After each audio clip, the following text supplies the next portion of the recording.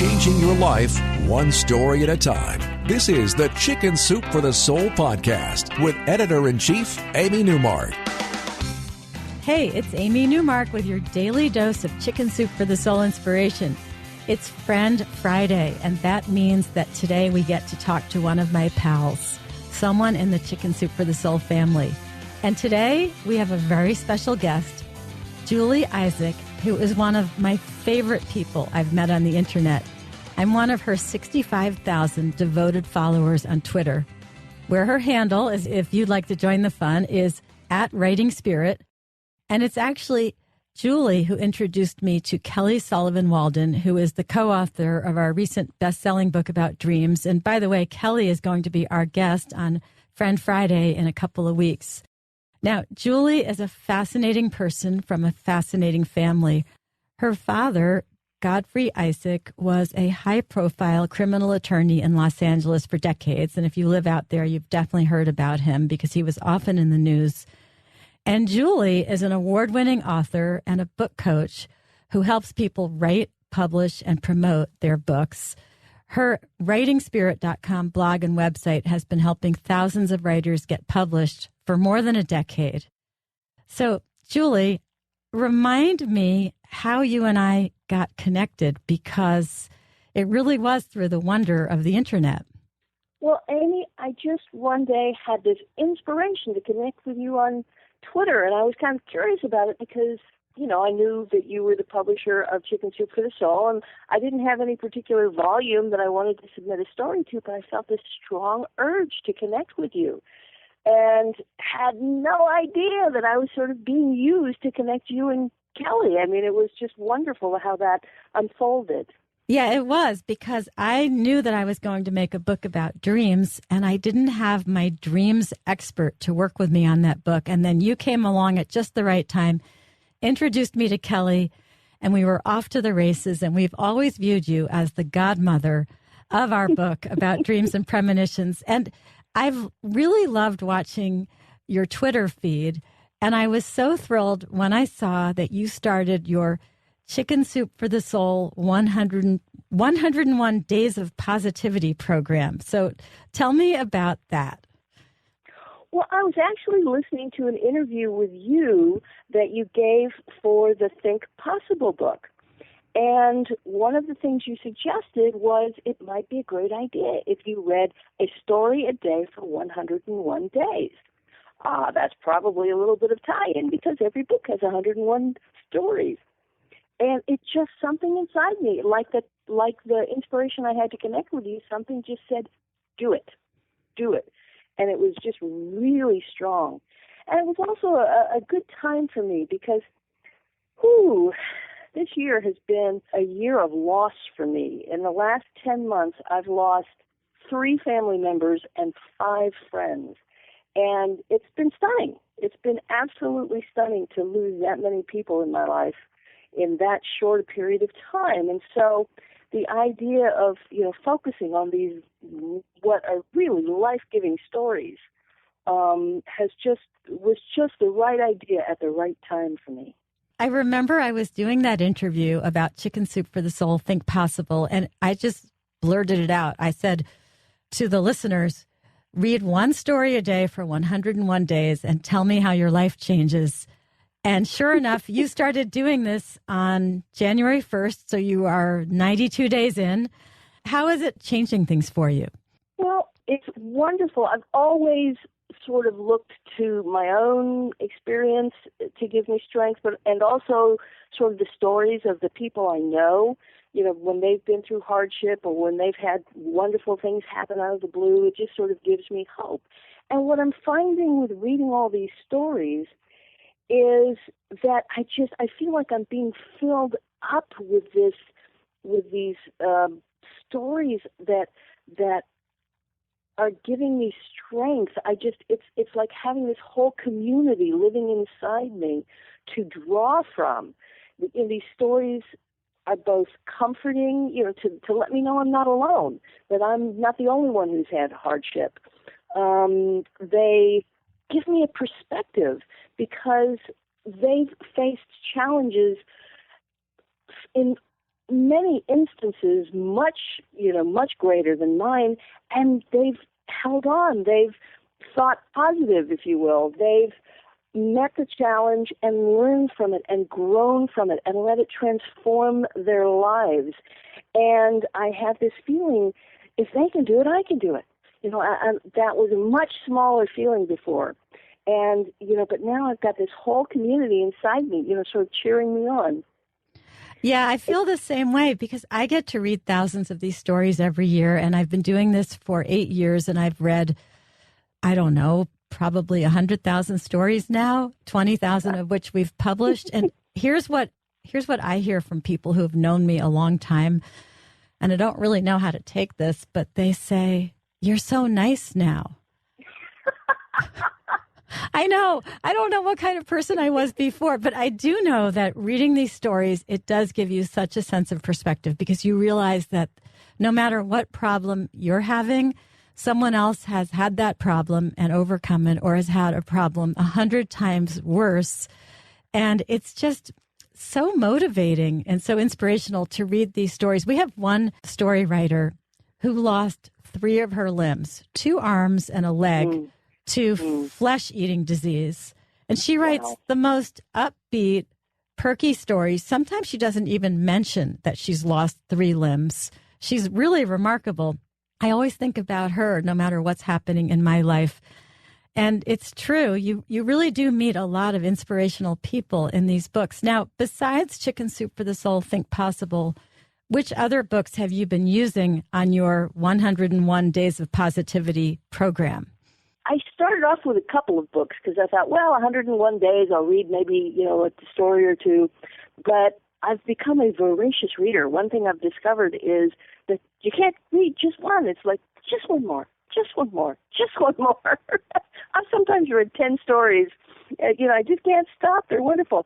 But I focused specifically on books about being positive and living your best life. And the books I have are The Power of Positive, Think Possible, Find Your Happiness, Count Your Blessings, as well as Time to Thrive, Reboot Your Life, Inspiration for Writers, and of course, Dreams and Premonitions.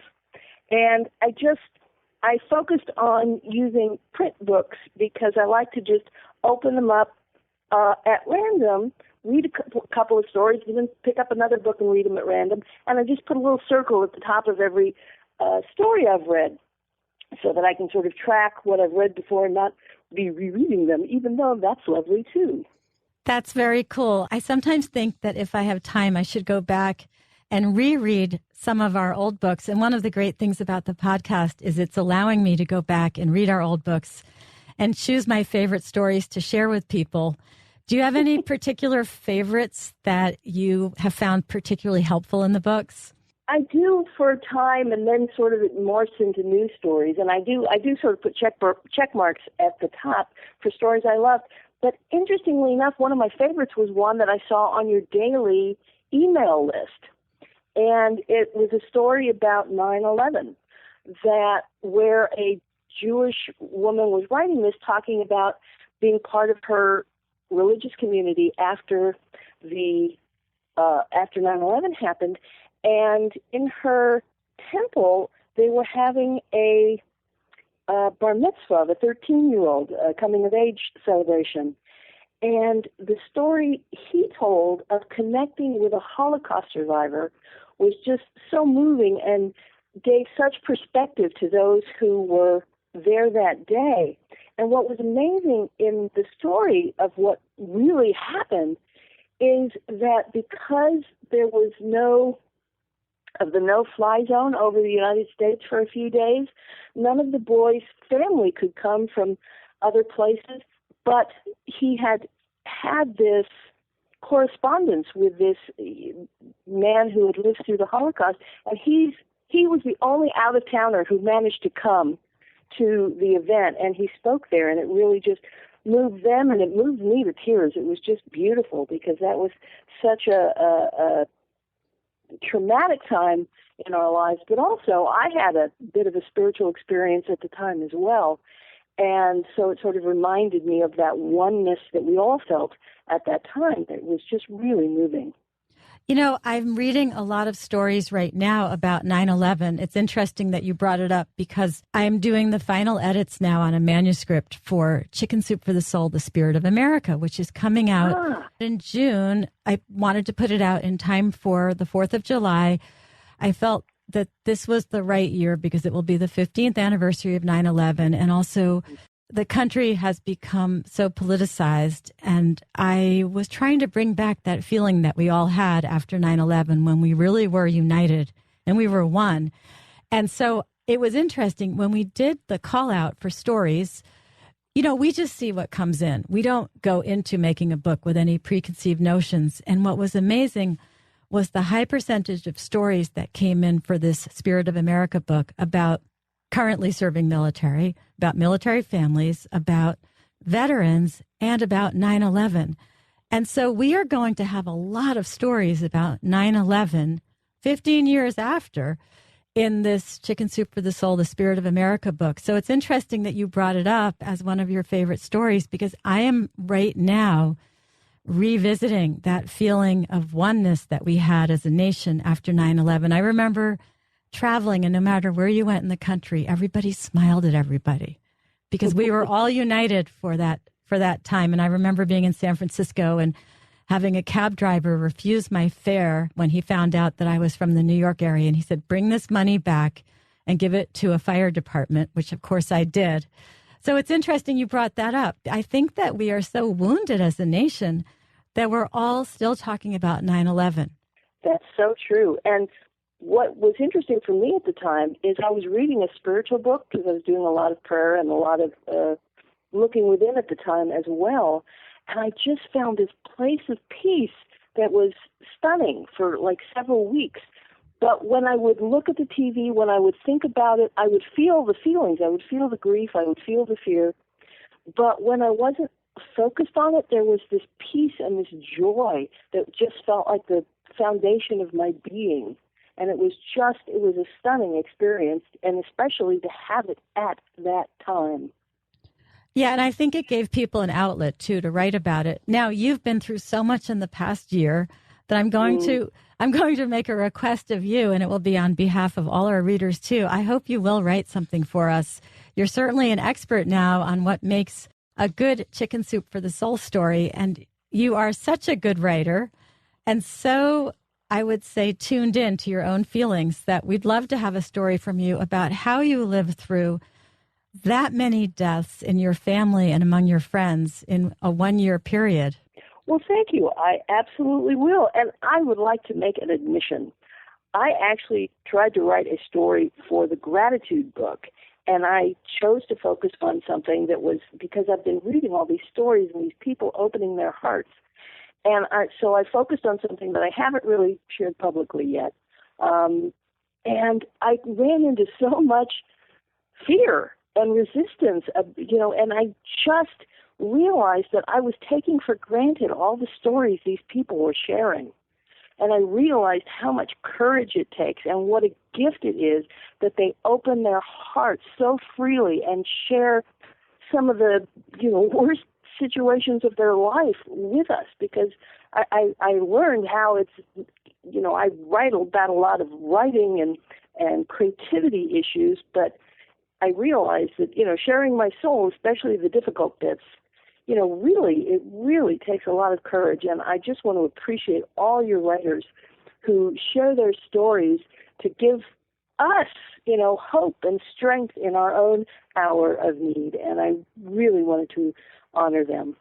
Well, thanks. It is true. They are a very unselfish group of writers. And we know that when they write their stories for us, we are often their first confidants for stories that they haven't even shared with their own families. Well, it was really fun talking to one of our fans today. Julie, I'm so glad you joined us. You are a lot of fun to talk to. You are a great spokesperson for us. And I want to thank everybody for listening today. I'm Amy Newmark.